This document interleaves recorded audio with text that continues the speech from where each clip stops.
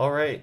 So there's been some builds going around using the new card Leyline of the Guildpact in order to do some pretty busted things with the domain mechanic. The whole idea with Leyline is that it basically is a leyline, so if you have it in your opening hand, you get to have it on the battlefield for free, otherwise you need to pay 4 mana for it. This thing's basically a core green enchantment, and then does allow you to pay one of all the other colors if you wanted to. And it gives all of our lands the ability to tap for any color of mana, and it's interesting that that also does apply to our lands that do not by themselves make mana. So that, for one thing, is pretty solid, but the other thing is that it gives our permanents all colors, which works with the domain mechanic. So, for example, a Leyline Binding can actually come down on turn 1 now if you have a Leyline of the Guildpact in play, and one of any mana color, which is very, very cool. You could even cast it off a fetch land, which is just wild to think of. So basically in these domain decks, we have a couple pretty powerful domain cards, but other than that, not really too many cards. Like, I mean, the top end is just Leyline Binding and Herd Migration here. Herd Migration for 7 mana, you can make 15 power, which is pretty solid. And that is probably just going to be an endgame play. Otherwise, we'll be discarding this to pick up one of our 3 basics. So that's a thing. Now, that wouldn't be good enough and able to hold itself in Timeless on its own. So we have a pretty good, like, almost mid-range style of game plan otherwise. Some cool things about Domain are you have things like a Territorial Kavu that, if you have your Leyline out, ends up being a 2-mana 5/5, which is extremely strong. Whenever it attacks, it also has its attack trigger, which is great. And we actually do have another card that's pretty similar to the Territorial Kavu in Fabro Elder. I've only ever seen this card in EDH. It's from the original Eldraine. And basically it has a similar thing to the Territorial Kavu, where for 3 mana it can come down as a 5/5. So that's already above rate, which is great.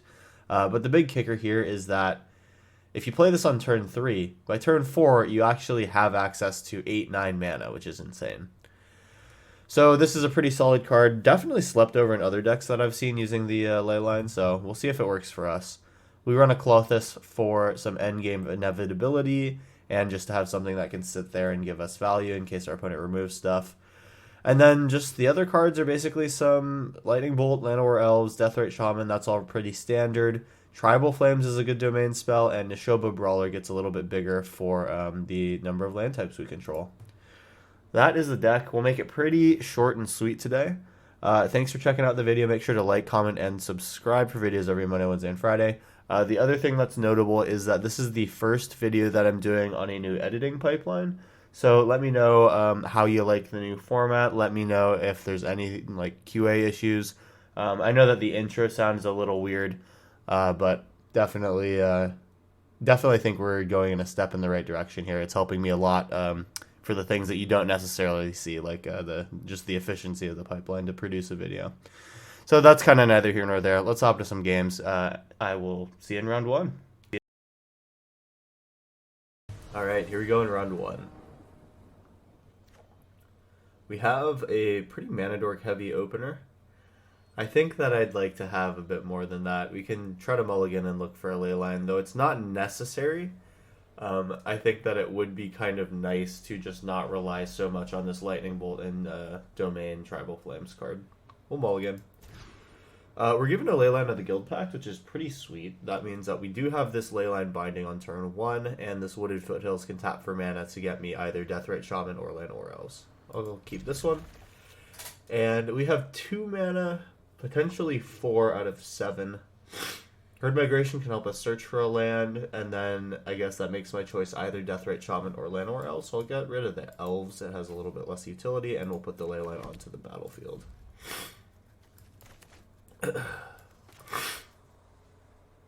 We'll play the Deathrite Shaman on turn 1, and then on turn 2 we can hold up Herd Migration and Leyline Binding. We have a Minskin Boo, which is going to be great. We'll play the Deathrite Shaman off of a Wooded Foothills that can tap for green. Pretty cool. Opponent's on at least Jeskai. Looks like it might just be Jeskai. And do we get to keep our Deathrite Shaman is the question.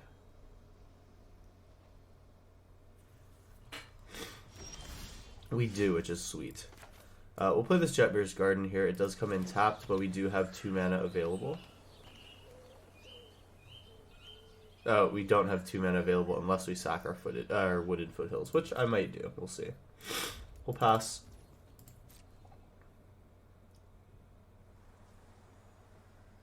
See what our opponent wants to do on this next turn. They're going to exile with Swords to Plowshares.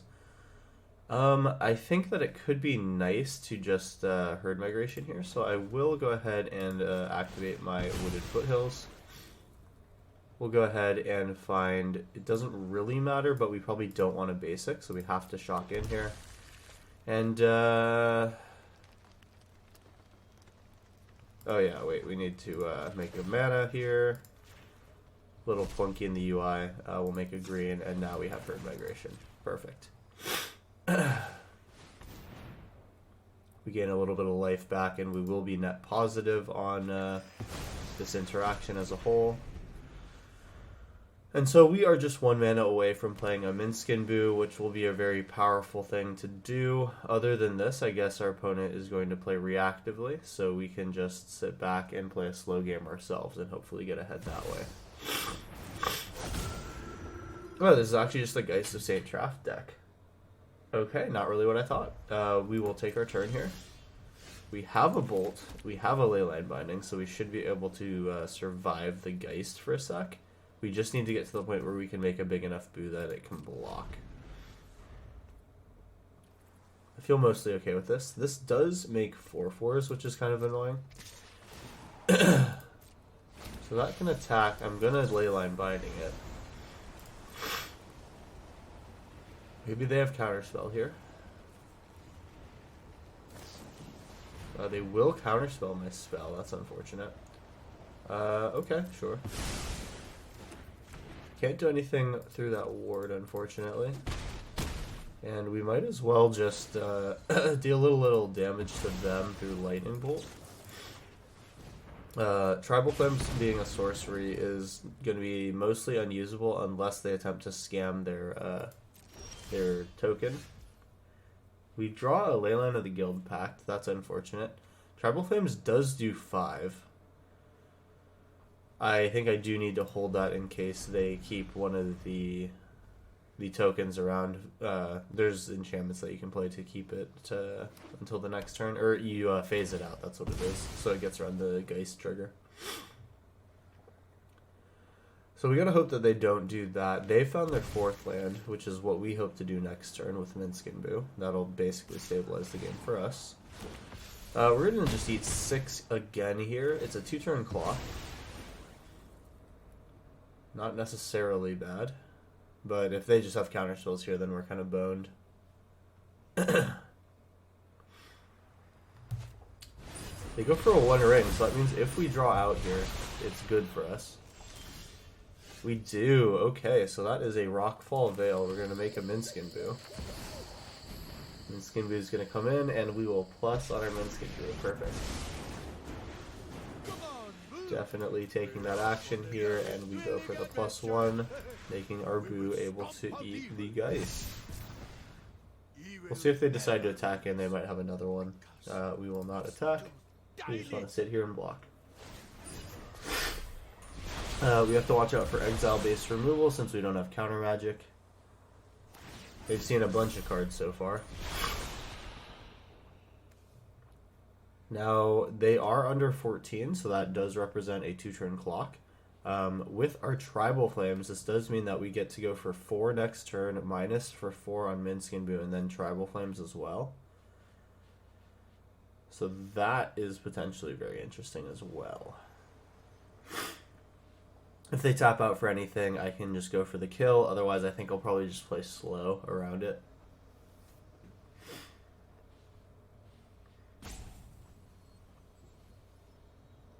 They are going to pass on for me, it looks like.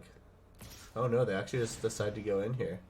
Ah, I see. They want to use the Geist to kill. That's completely fair. I'd like to kill this Geist on the battlefield. This does almost mean for certain that they have another one in hand.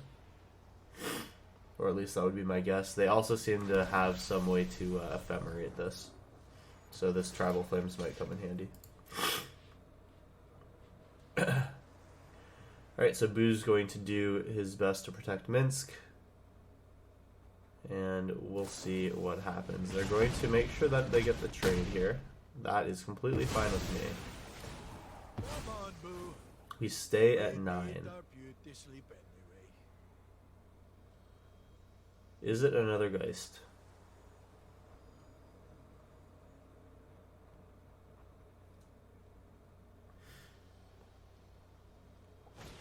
It is an Esper Sentinel of all things. That's really interesting. We are at a point where that's going to start to hurt me. All these ley lines don't really matter. I guess I could have just played one for redundancy. That is, that could be a point of interest for me. The One Ring. Flooded Strand, they're putting themselves down to 10. A second Tribal Flames does win this game for me. As does a Minskin Boo in 2 turns. I think they definitely got counterspells. We've seen counterspell itself prior in this game. Well, they are looking like they're going to discard here. It's another Esper Sentinel. We'll drop one of these out, and whatever. Let's just check for counter magic, I guess. We will auto pay for this. Looks like they do have counter magic available. It would be definitely a dumb idea for them to counter that, and they do realize it. So we'll just be sitting here with a definitely counterable Tribal Flames. That does need to eventually come down. But what is happening is my opponent is dying to their One Ring very slowly, so that's cool. They go for the 4 here, and if they don't play a One Ring right now, I can just attempt Tribal Flames to the face. Like 99% of the time that does hit a counterspell. They're still holding a counterspell. I think our best draw is Minskin Boo. Only one other copy in the deck, if I recall correctly. I think possibly 2. I forget if I have 2 or 3. But the important thing is we need to find one cheap source of damage. I mean, we play enough very efficient and strong creatures in this deck. I just have to get lucky and draw into one. Territorial Kavu would be the best.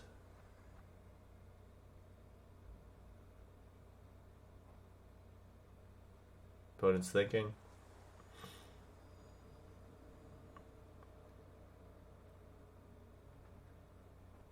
Big discard choices here. So we lose Spell Pierce. They definitely have another counter spell in hand. Baral and Kari Zev. So this is just land some sort of Monastery Mentor type card and then go for it. Gotcha. We may as well just play a Leyline of the Guildpact. Whatever, I'll just pay for it.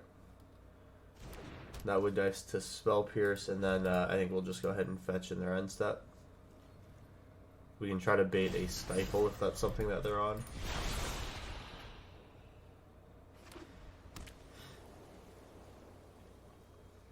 I mean, we're staring at each other with 7 mana in hand. We go ahead and sack Wooded Foothills here. Alright, so it looks like there was no such thing as a Stifle in hand. And now we're basically looking at death here with the Geist in the play. I think that they definitely have a Spell Pierce for my Tribal Flames. We'd have to top deck damage right now. That is not damage, so we'll go ahead and attempt Tribal Flames to the face to put them to 2. We will pay the mana for this one, but it is looking like it's over. I'm curious to see if they had it. I'm pretty sure this is Counterspell. That is exactly Counterspell, and it seems that we will be dead in round 1. So we'll pass to the opponent and let them get in there. Geist of St. Traft not coming in with the Fragment Reality Leyline scam thing. Kind of interesting to see this played in a quote-unquote fair kind of game plan. And it was definitely enough. Like, this is a tricky card if you can't produce creatures yourself. And obviously this deck can produce creatures, and it can produce creatures that are favorable in blocking this thing. So we kind of just got unlucky with the way that the draws lined up here. Triple Leyline of the Guildpact is not ideal, but hey, I mulliganed for one, and the game really did give it to me. Anyway, that was round 1. Let's hop to round 2, starting right now. Alright, it's round 2. We have 2 Leylines. We have Deathrite Shaman on turn 1, Nishoba Brawler on turn 2, probably Clothis turn 3. I'll try it. Rockfall Veil actually comes down turn 2, unfortunately, since it still is a tap land, even though it's got the Leyline buff. So that's fine. Good thing with Leyline of the Guildpact, Clothis ends up just being like an immediate 4/5, which is cool. So we have Nishoba Brawler and or Clothis. Demonic Tutor. Possibly scary.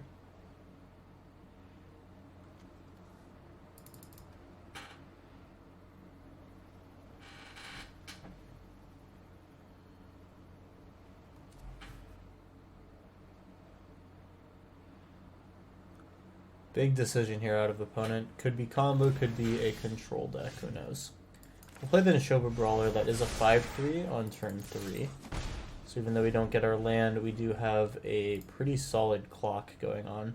That's already 10 out of 7 devotion on Clothis, which is pretty sweet. Eventually we'll be able to start draining our opponent out with Clothis. Here comes Ashiok. Okay, so they're going to, I guess, mill me? It's really just a mill 4, and they don't really take any crazily good cards. We're going to hold Tribal Flames. I'm going to go kill Ashiok and do some damage to the face. So that does buy them a little bit of time, forcing one of my attacks. We'll go ahead and pass on, holding up Lightning Bolt in case they have something that's annoying. Nishoba Brawler might catch a removal spell here. Fatal Push does take it out. And then we're a little bit stalled until we find our next spell. They're going to activate Narset. They were only holding up a black, so I don't really care if I do this sooner rather than later. So we know that eventually all of our stuff's going to die. I think that I will just kill the Narset. That seems to be a clear and present danger for me. And it's really good to know that Extinction Event is here, so I don't want to play my Clothis. So I'm pretty sure they're going to do it on even. So I could do a Deathrite Shaman, I guess. I could also put them to 6, meaning that they would have to take Nishoba Brawler. I mean, I'll hold the Tribal Flames until it really comes down to it. I think if I play Deathrite Shaman now, it forces them to have to use that Extinction Event.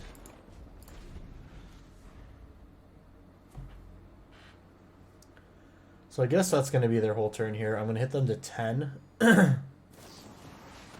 Oh, just the end, okay. So they're going to hold up Extinction Event now. It is pretty certain that they are going to do something with Extinction Event soon. They seem to be just reactively dealing with the threats that I put down, so I think going Tribal Flames to face is the move right now. Get them as close to dead as possible. They're at 6. Top decking another Tribal Flames does end the game, as does a couple more Deathrite Shaman activations, which we have access to. This makes sense. Kind of expected that to happen. And if we can rip a Clothis here, that's probably our strongest thing to do. And yeah, that's exactly a Clothis setup for next turn. So this will trigger on our opponent's next turn. And they will need to produce a blocker or exile Clothis. So we lose Clothis, that's just the one in the deck, so that's fine. They will see the Deathrite Shaman in my hand, which hopefully will be able to go to work at some point. They shock in here. Tasha, okay. Luckily Deathrite Shaman doesn't need to attack to be useful. Keep your distance. I will play the Deathrite Shaman, and I will play the land.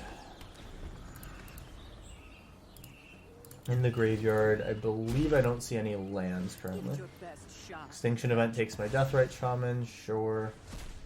At some point, the Tasha minus or -6 is going to kill me. But it's not going to matter because we have Tribal Flames to the face. It's going to need to be a counterspell right now. And alright, that's it basically. We were aggro enough to get over the threshold there. So that was round 2. I think that was a pretty solid one. Double Leyline feels pretty solid. Having that for sure, double Leyline feels pretty secure in that you'll be able to do your thing with this deck, so that's nice. And we drew well in order to win the game. I think that on average, this deck has pretty good top decks. You win a lot of the games where being efficient matters, I'd say. All right, here comes round 3. Okay, this is round 3. We do not get to start out with our Leyline, but we do have some ramp into Tribal Flames and possibly a Minskin Boo early, which is great. Seeing as we're on the play, I think that this is a nice one. We'll start off by shocking this in, going for, I suppose, the Llanowar Elves. It's a little bit more, we're happier to lose that, I guess. And all that we care about early is just being able to ramp. That's kind of nice. We get to go Shaman. So this is for sure Minskin Boo next turn. One would hope. There are ways where our board gets wiped here, but hopefully we don't see that. Just a disfigure, could be worse. Alright, so Rockfall Vale comes in. Here's a Minskin Boo. Let's go ahead and make that Boo. Put your counters on him and swing in for 5. Pretty solid turn 3. We have 3 colors, I believe. Yeah, 3 colors for Tribal Flames, right? 1, 2, 3, yes. Boo might die here. That's honestly okay. Totally fine. We basically have another 4/4 at this pretty soon. Mono, sure. We will make our Boo. Make this big. And we'll go Rockfall Vale. I can actually push a pretty high amount of damage this turn. 5 plus another 5. So we can put him to 5 damage here. I'll go in like this, I suppose. And I'll keep the Deathrite Shaman back to block. Seems good. Llanowar to trump block, Deathrite to additionally block if we need to. Seems like we don't need to, so we'll go ahead and exile a creature card from my graveyard. Go back to 19. Minsk, we will decline the trigger, and yeah, let's just make our Boo big. Rockfall Vale, and I think that I'm good to just go in like so with our 7/7. Put him to 4, play a Deathrite Shaman, we can just go Tribal Flames to face.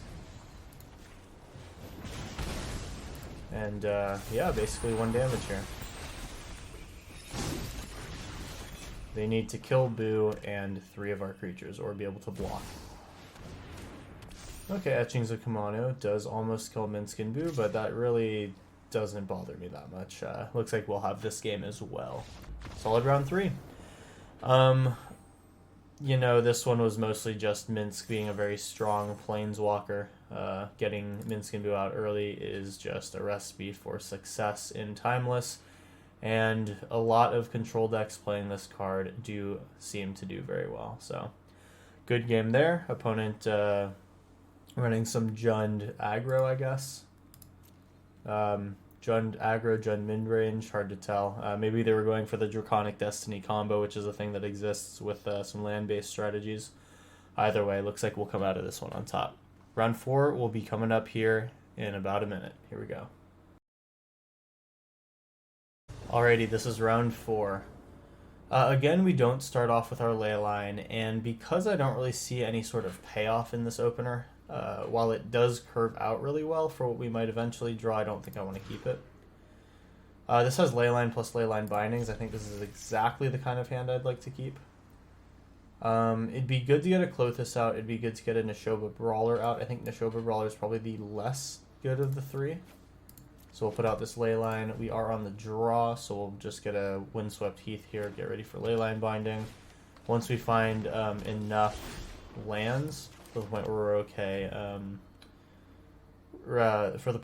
we're okay, dropping off the Windswept Heath, we will be able to set up to go around their Deathrite Shaman. I'm definitely just keeping the Leyline binding up. We'll go for Windswept Heath here, and I think that we just go for Neshoba Brawler. Cast off of our double Windswept Heaths, which feels nice. So that's a 5-3 to our opponent's 1-2. They'll need to find something to work with here. Alright, nice. And yeah, I guess we actually do just get a Territorial Kavu as well. I mean, being able to just drop out these really powerful creatures is what makes this deck formidable. So that's 10 power as soon as turn 3. We find the third land here, and I think that I am most likely, since there's nothing in the graveyard, not going to play Klothys. I will probably just take this Faber Elder then for the mana. Another 5/5. We will discard a card to draw a card, and I think I'll get rid of the Klothys. We don't need him right now. We get a land here, which is definitely not better than a indestructible enchantment creature, but I don't know if our opponent can do anything other than chump block here and stay alive. They go to 5, and they'll need to have a really impactful 3 mana play, which I'm not sure that they can, other than, like, I don't know if this is like a fog deck or something. Maybe it could work. Oh, they actually play red as well. So I think things are just not going very well for them right now. Seems about it. I think out of all the games that we've played so far, this is the game where the deck has functioned probably the best that we've seen it so far. Yeah, I mean, we basically got all of our five power creatures onto the battlefield very, very early, which felt nice. Leyline of the Guildpact absolutely allowing us to cheat stuff in real quick, and then, you know, having double Leyline binding in hand for whatever they were able to do. I mean, this is probably the best start that this deck could have. Super happy to get that one recorded for you guys. So I believe that was round 4. That means that round 5, fifth and final one, coming up here in just a sec. I'll see you there. Alright, 5th round here. We have a Leyline into Leyline binding. This is a nice hand, as we saw in the last round. Having a Territorial Kavu after the fact is also pretty cool too. I don't think I need to really Leyline binding a turn 1 play. Just an Elvish Mystic. I could be unhappy by letting that get through, but I think I will. There's a chance that they kind of just ramp on out here. But I'm hoping that I can just Leyline binding the thing that they play, which might be another mana dork. If it's just the 3 mana dork, I'm happy. That would be a good way to get under Elf Ball. If it's not, then maybe I'll be a little sad for not holding the Leyline binding up. However, maybe I would just hold it for like something big and scary that they play. We're going to rock the Windswept Heath here. I'm going to go in. We will discard and draw a card. I would like to get rid of probably a... Well, I guess one of these is fine. We get another Kavu. That's sweet. This is what we want to be doing. So that's a Territorial Kavu. We do get to hold up another Leyline binding. Seems pretty nuts.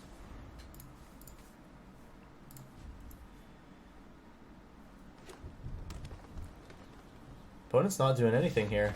Wow, and we got him. That was honestly really quick, so I'm going to go ahead and record one more. But man, what a quick start that we're getting these past few games. I'd definitely say it's a hit or miss deck. I think that in Timeless, we really lack some of the domain payoffs that other formats have. I think it's Scion of Draco in Legacy that's all the rage currently, because Leyline of the Guildpact really enables that card in particular. Speaking of enabling, my god, is this going to be a good hand for us. I'm absolutely keeping this one. We have turn 1 Leyline Binding, turn 2 Territorial Kavu. Oh, Klothys potentially coming down as well. That would be nice. We'll see if they have a scary turn 2 play. They do not. Ooh, and there's our third land. That does mean a Klothys can come down. We'll drop out a Kavu, see if they have anything to say about that. Could be a Reprieve back to hand. Revitalize to gain life. Those would probably be my two biggest guesses. Oh, I mean, I guess other than Lightning Bolt and Swords to Plowshares, but who knows if this is Control or Winota or something like that. If it's Winota, I'm definitely holding up Leyline Binding. That's for sure on my radar. Klothys is just about activated here. I think that it could be nice to drop Klothys as an enchantment right now. We will see what happens when my Territorial Kavu attacks, however. Leyline Binding to remove what they play, Klothys after the fact to keep going. I could also go for Faburo Elder on this turn and then set up Herd Migration. That could be good. Nothing to exile. I guess I will discard the Windswept Heath. We're about to not need mana very much if we play the Faburo Elder. We actually just draw another land anyhow. Could be facing Wrath of God. That is the one thing that kind of worries me. And I think for that reason, that's why I'll go ahead and play a Klothys here. 3 mana. Haven't done much yet. That is an activated Klothys here. We represent 9 next turn. Okay.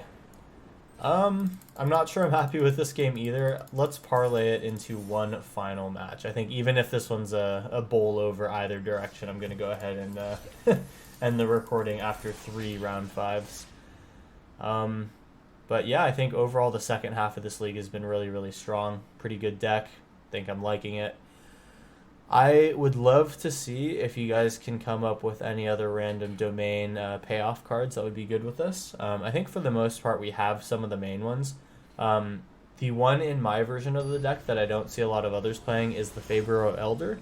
And I'm curious to see if you guys think that that's a little bit overkill. Because like, it is a big body. It does generate a lot of mana.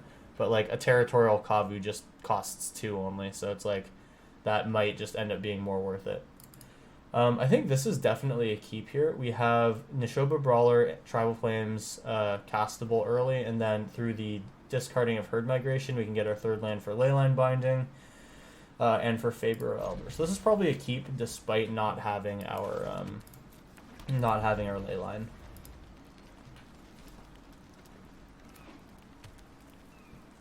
Yavimaya Coast, it's Merfolk, okay. A little scary. Luckily, we don't have islands. We're definitely wanting this Tribal Flames and Nishoba Brawler. We should have pretty good blocks against this deck, I think. We'll go Nishoba Brawler here. That is the third land for a Faburo Elder. And for Leyline Binding as well. Rockfall Vale here. We'll drop out the Faburo Elder, I think. Alright, so we can almost Herd Migration. We actually can Herd Migration next turn. I just want to attack here. We'll let them set up for a big turn, and then we'll just try to make a bunch of beasts. That will represent 9 power for 7 mana, which is not bad. They had revealed... Well, I know that there exist Flash Merfolk, so I'm not sure I want to attack. Especially for this reason, I don't want to. So they're definitely holding a Flash Merfolk here.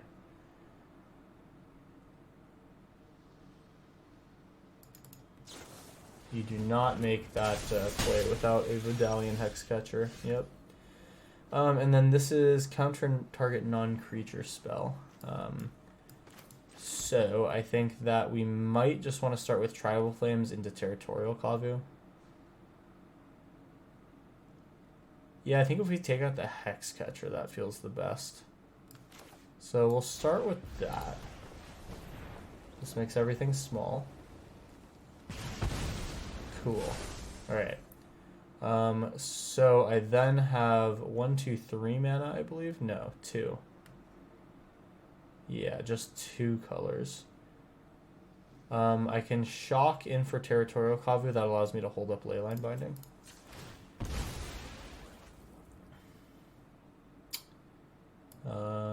Yeah, I think that's what we'll do. We need something that can make green. How about just a basic green? This does allow us to cast a Leyline when we draw it. So here's Territorial Kavu. That buffs Fabro Elder by 1, meaning that it can attack in for free. I think maybe the Nishoba Brawler as well is a good one. And then, yeah, we just hold up Leyline Binding for whatever annoying merfolk they play on their turn. Feels pretty good so far. I really just want to get to a point where I can cast this Herd Migration. If they attack here, I am definitely Leyline Binding. Okay, should have done that after blocks, but it's fine. We'll take out the Merfolk Mistbinder and then eat one with the Territorial Kavu. I kind of would be playing around something here. Like, I definitely don't want to make the blocks and potentially sacrifice my Fabro Elder before I make this trade. So I think that I like the way that I do it. Like, the life total is high enough that I'm okay to take 2 damage. And if they had like a counter spell or something like that for the Leyline Binding, then I don't get like washed over and make a double trade when I don't really feel like it. But with that being said, that brings us to the 5th and final round here. Thanks for sticking with me and hope you enjoyed the video. Definitely a really good deck. I think that it's a lot of fun to play, and it's really nice that you can, support all this Wooburg style gameplay. So pretty cool card, pretty cool deck. Would love to hear what you guys are brewing on your end, and tell me what you think about this deck in the comments below. That's really all that I got going for you here. So I guess I'll just see you in the next video. Thanks for watching.